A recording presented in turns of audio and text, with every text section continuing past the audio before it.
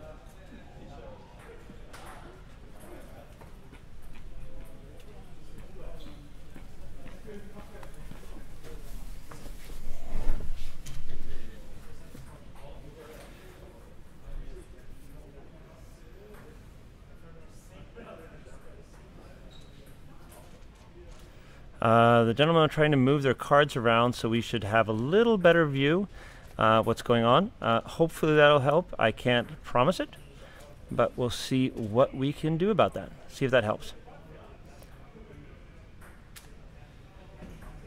Well, okay, Robert's off. Nim starts to move.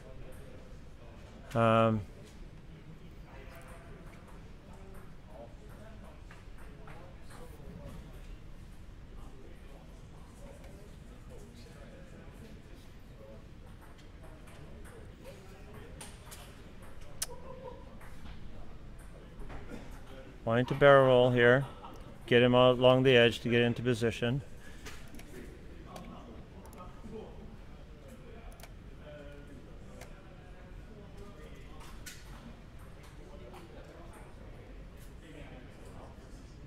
A little surprised that the Skurg actually moves first here.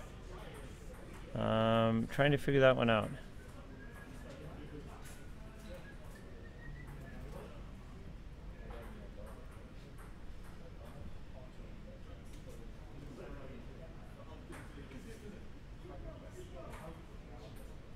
Okay, yeah, everything has just got such a high PS. Nora Wexley has done her movement. Coming at PS 7, then everything is 10 or 11, so we're at a very high PS here. I'm just trying to get up to speed with the list. And we have, Wes on the far end there, trying to get around, get into a good position to strip some of those tokens, I would believe, so we can, Nora and Fen can do some damage up front. Obviously, Nim now with in a great position to start throwing bombs into the middle of the field and keep those on there. This is the thing, right? Nim, being a Rebel Nim can always keep those bombs hanging around. And now we also see, yeah, and here's Fen, Fen doing a coordinate, allowing Nora to barrel roll off to the side, hopefully get a little bit out of the bomb trajectory, and come on to the side with Nim. Question about what Nim will be doing here. Will he try and go into the middle of the board to try and trap as many as possible with bombs? Or will they turn hard into Nora just to pick one of those off of the board as quickly as possible? We'll see. This is exciting. I think this is going to be a fun game to watch.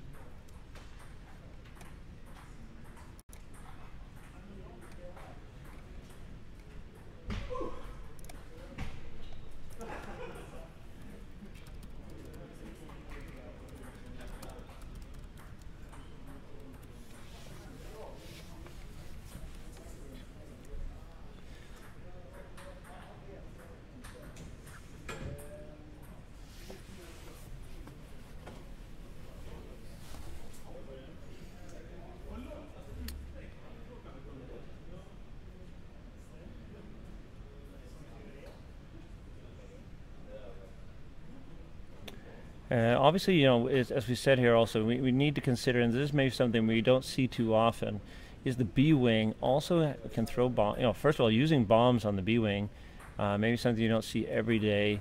Also with Sabine giving that extra damage.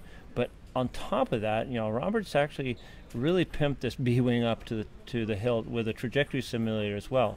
So what can happen here is that both Nim and the B-Wing throw bombs in front of them, allowing them just to sort of cover such a large area and denying Eric to be able to fly into the middle of the board. However, with that said, it's always a gamble. You might just ignore that because the bombs don't always hit, yada yada yada, because we do have dice that do play into the game. But it is just the threat makes Eric have to consider, okay, will he throw his bombs or not? Will he throw the bombs or not? Fen and Wes, I believe. Yeah, I think that Torbert got the initiative, so he's flying first. So Eric can obviously do a little bit of that arc dodging shenanigans to get out of there. But once again, all that's just all about control, so Robert can get himself into the position he wants to. So this will be interesting to see what happens.